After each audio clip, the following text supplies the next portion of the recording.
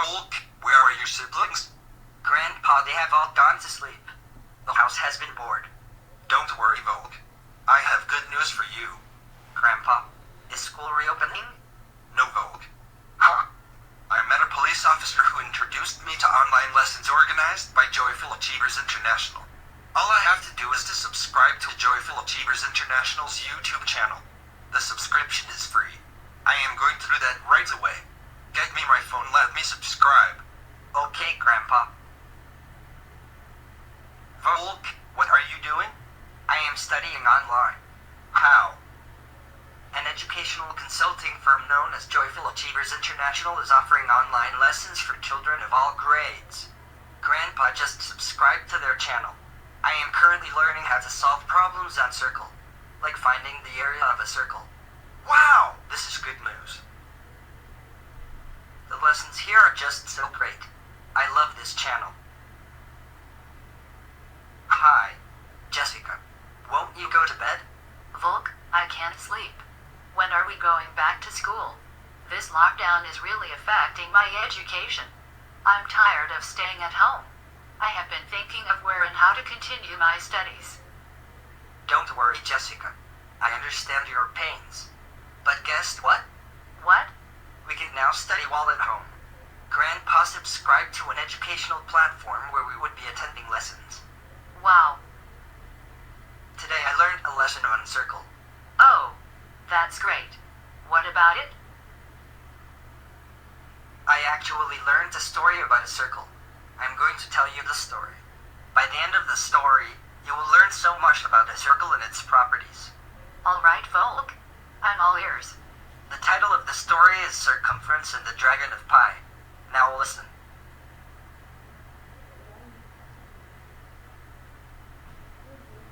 Sir Cumference and his son, Radius, sat in the shade of a tree enjoying a delicious midday meal. Partway through the lunch, Sir Cumference grabbed his stomach and doubled over in pain. Ooh, my belly, he wailed. It feels like fire. Radius, run to the castle. Find the good doctor and get me a cure. Radius ran to the castle and up a winding staircase to the doctor's workroom. The doctor was out.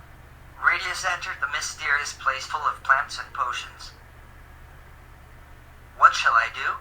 He wondered. Father is in great pain. I've got to bring him something. Radius looked at several bottles.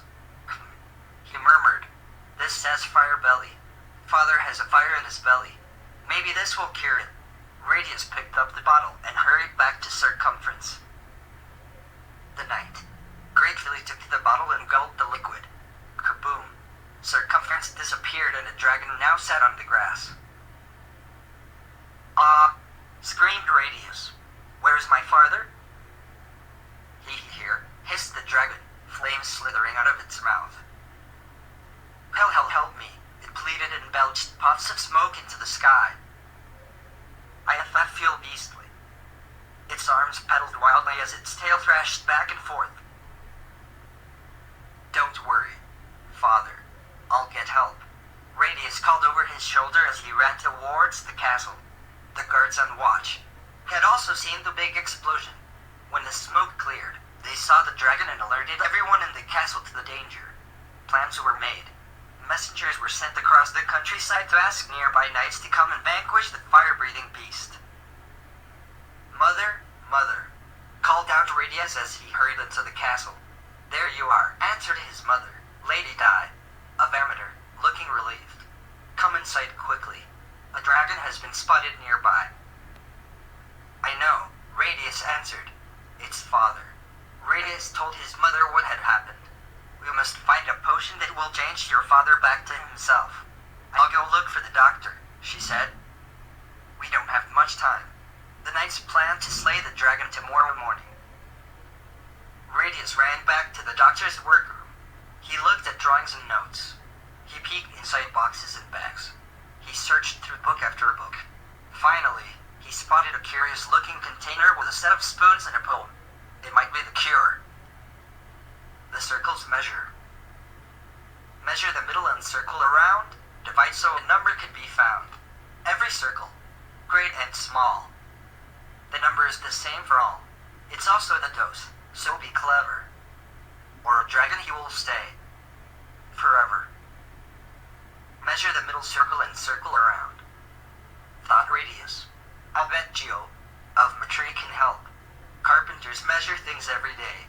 Geo was with his brother Syme when Radius arrived at their workshop. They were looking at a wheel Syme had made.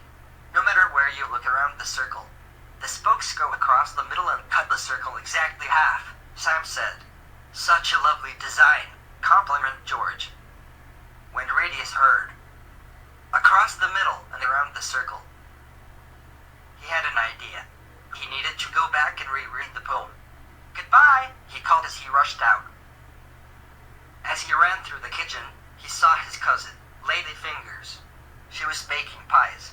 She measured strips of dough into equal lengths with the span of her fingers. Help me finish the last pie, please, she pleaded. Radius thought about Syme's wheel. He arranged the strips on the pie like the spokes.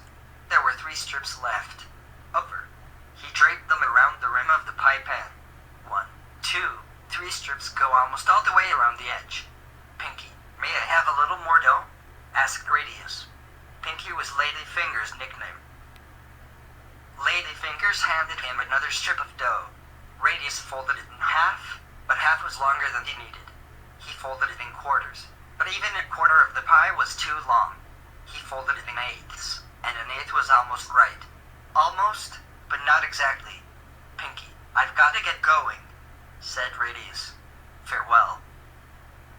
Radius knew the magic number was more than 3, but exactly how much more did it take to make a whole circle? Back in the workshop, Radius found Geo's measuring tape, a long strip of cloth marked in inches. He measured 49 inches across the middle of the wheel and 154 inches around the outside edge. 154 divided by 49 is 3 whole number 1/7. He figured out. Radius measured big wheels and small wheels.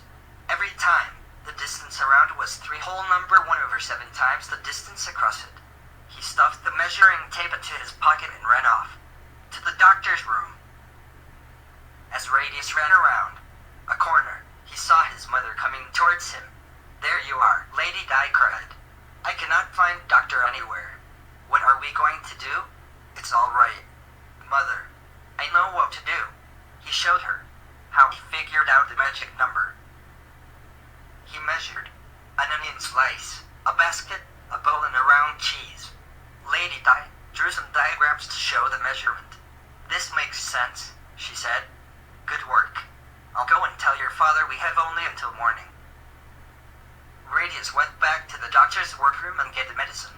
I think I understand these directions, he said out loud. But if I measure the wrong dose, Father will remain a dragon forever. I must be sure I am right, said Radius. He sat down to reread poem. As he read, his eyelids slowly closed. Soon, he was fast asleep. When Radius woke, the sun was rising. Oh, no. I must hurry, he said. He grabbed the medicine and headed towards the woods.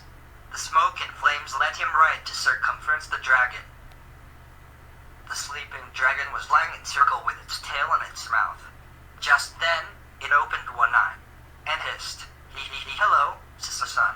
Father, you're a circle too. But such a big circle. Radius looked at the dragon doubtfully. Could the distance around the dragon circle really be 3 1/7 times the distance across it? Just then, they heard the blaring of trumpets. Hurry, Radius. Lady Di said, the knights are coming. Mother, Radius said, hold this part of the tape while I measure across the middle of the dragon. Sir Cumference cried out, why are you measuring my diameter? As he spoke, the fiery breath burned the measuring tape so that Radius could barely read the numbers. It looked like 7 feet, but was it?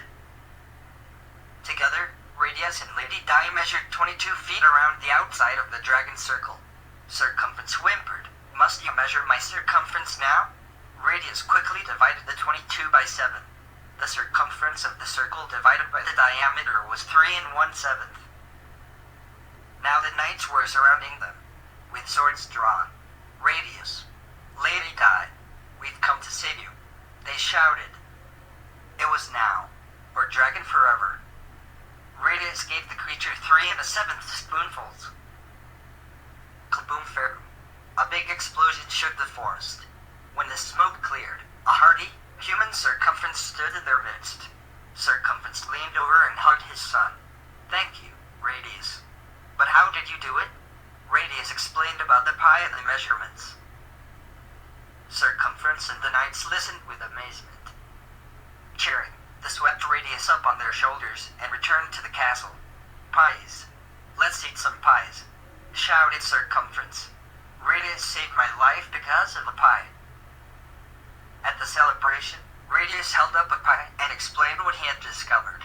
I found that the outside edge of a circle, called the circumference, is 3 1/7 times as long as the diameter, which is the measure across its middle. It's true for any circle. I say we honor this new discovery, said Sir Cumference. From now on, pi with an E will be for eating. Pi without an E will be the name of this number for all things round. Geo and Sam stepped forward and gave Radius a present. This is a drawing compass.